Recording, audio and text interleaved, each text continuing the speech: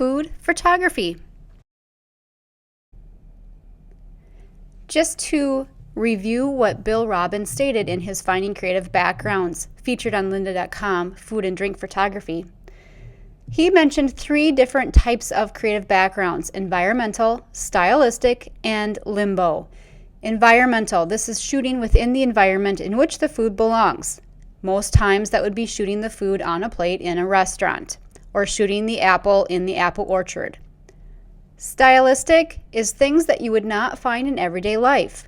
This can get to be a lot of fun and really does showcase your creativity.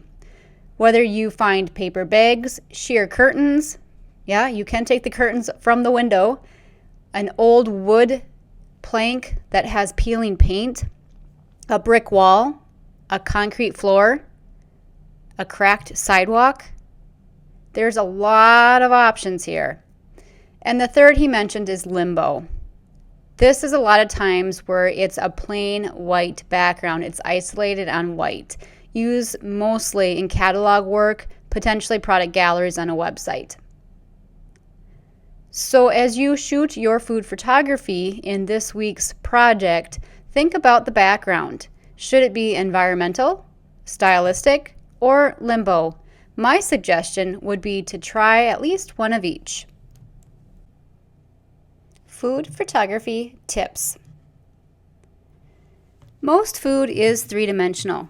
A good photo should give the impression of that 3D form, whether it's a sphere like a tomato or an irregular shape like a slice of cake.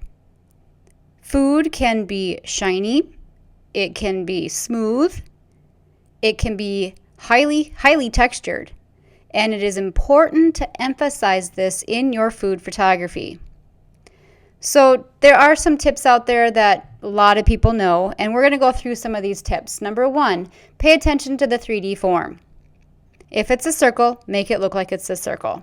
And by doing that, showing the shape, sometimes you need to play with your lighting. So lighting is important in food photography. Sometimes using the flash that comes with your camera isn't enough. So you want to turn your flash off and find a lamp, find another external light source. It doesn't have to be expensive. You don't have to go out and buy huge photography lighting. You can use a craft light or just a light that's on your table. A lot of times the daylight lamp that's used for needle workers works really well.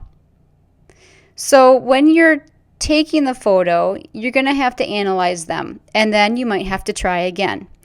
You're going to look at the shadows as well, making sure that you're avoiding those ugly little shadows. You want to emphasize the texture.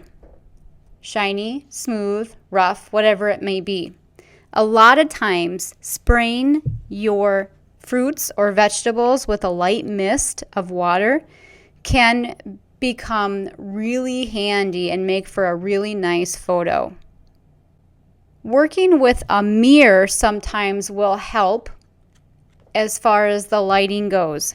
So we want to make sure that, like we mentioned, we reduce those ugly shadows, whether it be, underneath of our vegetable or our fruit. And we want to make sure that we're keeping that 3-dimensional shape. So smaller aperture, faster shutter speed is going to be your key here. To prevent shadows from becoming too dark, a little hand mirror to kind of opposite the lamp to redirect some of that light back on the picture would be great, because the light is kind of going off to the side. It might be hitting, say, a tomato and then kind of going off. It gives them sort of a more structure by bouncing some of that light around, and it doesn't make it look as flat. You want to make it feel as though you can just grab that object and take it right off of the photo.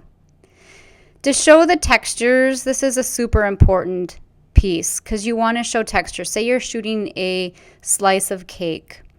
You want to set up the cake so that the lights are going around it correctly. Lighting it a little bit from behind at mid-height is a good rule of thumb. You want to make sure, again, that you're not getting some weird shadows happening. Sometimes putting your light source a lot lower will be good, kind of lighting it from down or from down and going up. is a really good thing to try as well. You might want to put up just a white foam board or a white piece of paper to also help direct the light source.